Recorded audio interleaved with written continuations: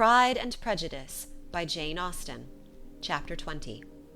Mr. Collins was not left long to the silent contemplation of his successful love, for Mrs. Bennet, having dawdled about in the vestibule to watch for the end of the conference, no sooner saw Elizabeth open the door and with quick step pass her towards the staircase, than she entered the breakfast-room, and congratulated both him and herself in warm terms on the happy prospect of their near connection. Mr. Collins received and returned these felicitations with equal pleasure, and then proceeded to relate the particulars of their interview, with the result of which he trusted he had every reason to be satisfied, since the refusal which his cousin had steadfastly given him would naturally flow from her bashful modesty and the genuine delicacy of her character. This information, however, startled Mrs. Bennet. She would have been glad to be equally satisfied that her daughter had meant to encourage him by protesting against his proposals, but she dared not believe it, and could not help saying so. "But depend upon it, Mr. Collins," she added, "that Lizzie shall be brought to reason. I will speak to her about it directly. She is a very headstrong, foolish girl, and does not know her own interest, but I will make her know it." "Pardon me for interrupting you, madam," cried Mr. Collins, "but if she really is headstrong and foolish, I know not whether she would altogether be a very desirable wife to a man in my situation, who naturally looks for happiness in the marriage state. If, therefore, she actually persists in rejecting my suit, perhaps it were better not to force her into accepting me, because, if liable to such defects of temper, she could not contribute much to my felicity." "Sir, you quite misunderstand me," said Mrs. Bennet, alarmed. "Lizzie is only headstrong in such matters as these. In everything else she is as good-natured a girl as ever lived. I will go directly to Mr. Bennet, and we shall very soon settle it with her, I am sure." She would not give him time to reply, but hurrying instantly to her husband, called out as she entered the library, "Oh, Mr. Bennet, you are wanted immediately. We are all in an uproar. You must come and make Lizzie marry Mr. Collins, for she vows she will not have him, and if you do not make haste, he will change his mind and not have her." Mr. Bennet raised his eyes from his book as she entered, and fixed them on her face with a calm unconcern which was not in the least altered by her communication. "I have not the pleasure of understanding you," said he, when she had finished her speech. "Of what are you talking?" "Of Mr. Collins and Lizzie. Lizzie declares that she will not have Mr. Collins, and Mr. Collins begins to say that he will not have Lizzie." "And what am I to do on the occasion? It seems a hopeless business." "Speak to Lizzie about it yourself. Tell her that you insist upon her marrying him." "Let her be called down. She shall hear my opinion." Mrs. Bennet rang the bell, and Miss Elizabeth was summoned to the library. "Come here, child," cried her father as she appeared. "I have sent for you on an affair of importance. I understand that Mr. Collins has made you an offer of marriage. Is it true?" Elizabeth replied that it was. "Very well, and this offer of marriage you have refused?"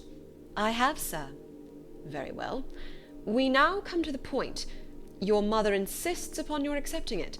Is it not so, Mrs. Bennet?" "Yes, or I will never see her again." "An unhappy alternative is before you, Elizabeth. From this day you must be a stranger to one of your parents. Your mother will never see you again if you do not marry Mr. Collins, and I will never see you again if you do." Elizabeth could not but smile at such a conclusion of such a beginning, but Mrs. Bennet, who had persuaded herself that her husband regarded the affair as she wished, was excessively disappointed. "What do you mean, Mr. Bennet, in talking this way? You promised me to insist upon her marrying him." "My dear," replied her husband, "I have two small favours to request. First, that you allow me the free use of my understanding on the present occasion, and secondly, of my room. I shall be glad to have the library to myself as soon as may be." Not yet, however, in spite of her disappointment in her husband, did Mrs. Bennet give up the point. She talked to Elizabeth again and again, coaxed and threatened her by turns. She endeavoured to secure Jane in her interest, but Jane, with all possible mildness, declined interfering, and Elizabeth, sometimes with real earnestness and sometimes with playful gaiety, replied to her attacks. Though her manner varied, however, her determination never did. Mr. Collins, meanwhile, was meditating in solitude on what had passed. He thought too well of himself to comprehend on what motives his cousin could refuse him, and though his pride was hurt, he suffered in no other way. His regard for her was quite imaginary, and the possibility of her deserving her mother's reproach prevented his feeling any regret. While the family were in this confusion, Charlotte Lucas came to spend the day with them. She was met in the vestibule by Lydia, who, flying to her, cried in a half-whisper, "I am glad you were come, for there is such fun here. What do you think has happened this morning? Mr. Collins has made an offer to Lizzie, and she will not have him." Charlotte hardly had time to answer before they were joined by Kitty, who came to tell the same news, and no sooner had they entered the breakfast-room, where Mrs. Bennet was alone, than she likewise began on the subject, calling on Miss Lucas for her compassion, and entreating her to persuade her friend Lizzie to comply with the wishes of all her family. "Pray do, my dear Miss Lucas," she added in a melancholy tone, "for nobody is on my side, nobody takes part with me, I am cruelly used, nobody feels for my poor nerves." Charlotte's reply was spared by the entrance of Jane and Elizabeth. "Ay, there she comes," continued Mrs. Bennet, "looking as unconcerned, it may be, and caring no more for us than if we were at York, provided she can have her own way. But I tell you, Miss Lizzie, if you take it into your head to go on refusing every offer of marriage in this way, you will never get a husband at all, and I am sure I do not know who is to maintain you when your father is dead. I shall not be able to keep you, and so I warn you. I have done with you from this very day. I told you in the library, you know, that I should never speak to you again, and you will find me as good as my word. I have no pleasure in talking to undutiful children. Not that I have much pleasure indeed in talking to anybody. People who suffer as I do from nervous complaints can have no great inclination for talking. Nobody can tell what I suffer, but it is always so. Those who do not complain are never pitied." Her daughters listened in silence to this effusion, sensible that any attempt to reason with her or soothe her would only increase the irritation.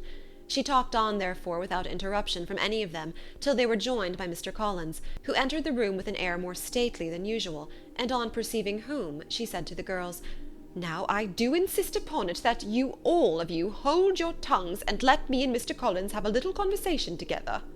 Elizabeth passed quietly out of the room, Jane and Kitty following, but Lydia stood her ground, determined to hear all she could, and Charlotte, detained first by the civility of Mr. Collins, whose inquiries after herself and all her family were very minute, and then by a little curiosity, satisfied herself with walking to the window and pretending not to hear.